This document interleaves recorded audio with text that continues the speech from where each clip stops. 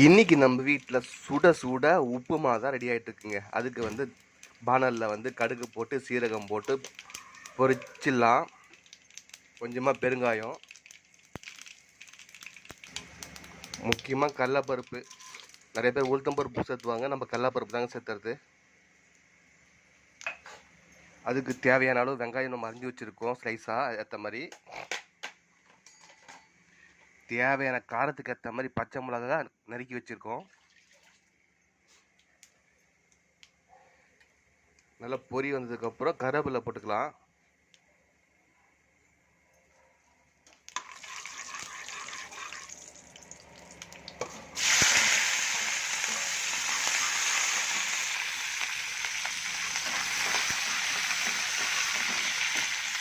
நல்லா பொரிக்கிட்டோம் சரிங்களா. தூரமாக இல்லைங்க, இது தெரிக்கும் சரிங்களா. கட் பண்ண வெங்காயத்தை நம்ம இப்போ போட்டுக்கலாம்.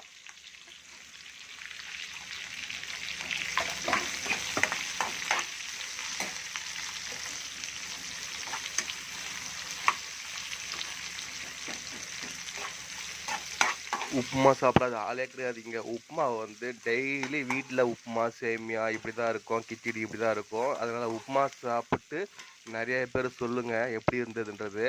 ஒவ்வொரு வீட்டில் ஒவ்வொரு மாதிரி செய்வாங்க. நம்ம வீட்டில் என்ன செய்கிறோமோ அதுதான் நான் உங்களுக்கு காமிக்கிறேன். அதுக்கு தேவையான அளவு கொஞ்சம் சால்ட்டை சேர்த்துக்கலாம். அதுக்கப்புறம் பார்த்தீங்கன்னா கொஞ்சம் நெய் சேர்த்திங்க. பிடிக்காதவங்க கூட கொஞ்சம் சாப்பிடும் போது கொஞ்சம் சரியாயிடும் உப்புமா, அதனால் நெய் சேர்த்துக்குங்க.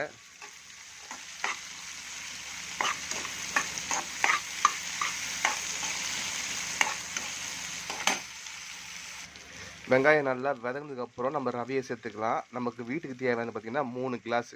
அந்த 3 கிளாஸ் மட்டும் தான் நம்ம போட்டுக்கிறோம் இப்போது.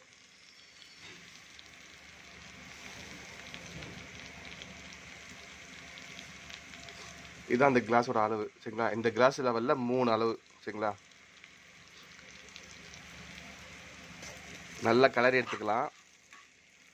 நல்லா இதோடு சேர்ந்து இந்த வெங்காயம், அதுக்கப்புறம் பச்சை மிளகா, இதுக்கப்புறம் பார்த்திங்கன்னா இந்த கடுகு சீரகம் கடலப்பருப்போடு சேர்ந்து இந்த ரவையும் கொஞ்ச நேரம் வறுபடட்டும். வறுபடும் போது அதோட எசன்ஸு, அதோட வாசனை எல்லாமே இதில் அடங்கும்.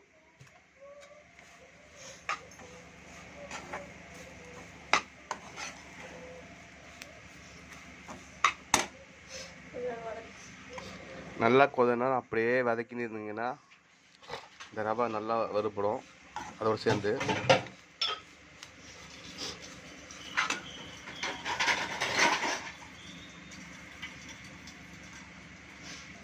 அதுதாங்க நல்லா வறுபட்டுச்சு. இது எடுத்து வச்சுட்டு தண்ணி கொதிக்க வைக்கணும். இப்போது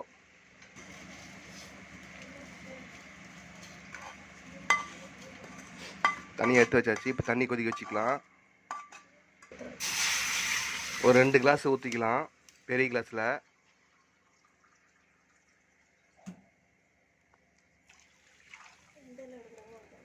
சரிங்களா. இந்த கிளாஸ் அளவில் எடுத்துருக்கேன்.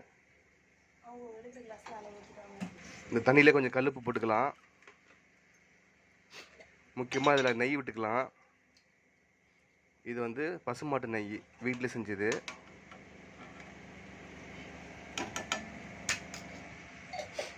நல்லா கொதிக்கிட்டோம். அதுக்கப்புறம் இந்த வறுத்து வச்ச ரவி இதில் போட்டு அப்படியே கொஞ்சம் கொஞ்சமாக கலர் எடுத்தோம்னா கட்டியாக இல்லாமல் அப்படியே இதாக இருக்கும்.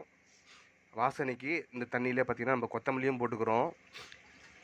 நெய் ப்ளஸ் கொத்தமல்லி வாசனை இந்த தண்ணியிலே எசன்ஸ் நல்லா இறங்கி அதுக்கப்புறம் பார்த்திங்கன்னா உப்புமாக்கு நல்லா சூப்பரான ஒரு ஃப்ளேவர் கொடுக்கும். அது சாப்பிட்றதுக்கு ரொம்ப சூப்பராகவும் இருக்கும்.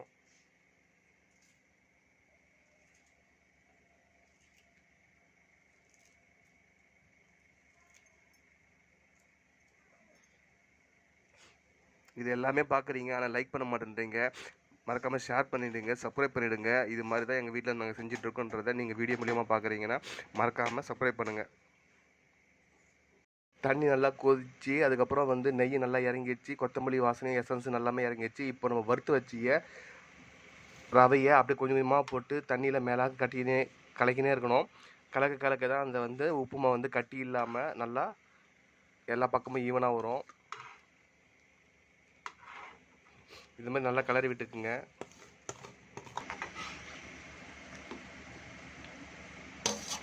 நல்லா இதே மாதிரி ஒரு 5 நிமிஷம் நல்லா கொதிக்க விட்டு நல்லா வெந்துச்சுன்னா உப்புமா ரெடி ஆகிடும். அதுக்கப்புறம் ஃபைனல் டச் எப்படின்றத உங்களுக்கு காமிக்கிறேன். மறக்காம ஸ்கிப் பண்ணாமல் பாருங்கள்.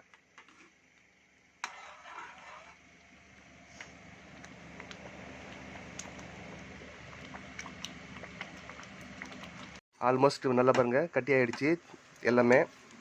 இது மாதிரி நல்லா கிளறி விட்டினே இருந்தோம்னா இது மாதிரி ஒரு கண்டென்சரில் வந்துடும். இதுக்கப்புறம் சாப்பிட வேண்டியதாங்க. எல்லாருமே விரும்பி சாப்பிடுவாங்க. எல்லா சாறு எசன்ஸ் எல்லாமே இறங்கி நல்லா அப்படியே வாசனையாக இருக்கும் அந்த உப்புமாவே. சரிங்களா? இது வந்து உதிரி உதிரியாக இருக்கும். மணல் போல் நெய்யின்றாங்களா, அதுமாதிரி மணல் போல் உப்புமா சூப்பராக இருக்கும். இது வந்து விரும்பி விரும்பி நாங்கள் எல்லாருமே சாப்பிடுவோம். அதுதாங்க தட்டில் போட்டுக்கலாம். எங்கள் வீட்டு உப்புமா ரெடி. நீங்கள் வாங்க சாப்பிட்றதுக்கு.